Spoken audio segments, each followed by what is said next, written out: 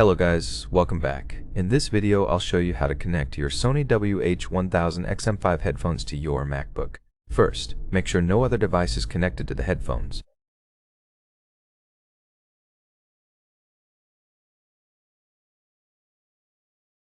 Next, power on your headphones by locating the power key on the left headphone and holding it for a few seconds until the LED flashes.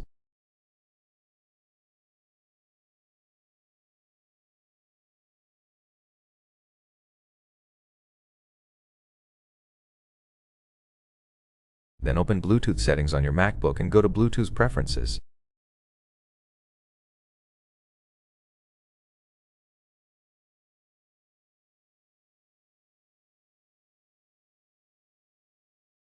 Now enter pairing mode on your headphones by holding the same power button until you hear entering pairing mode.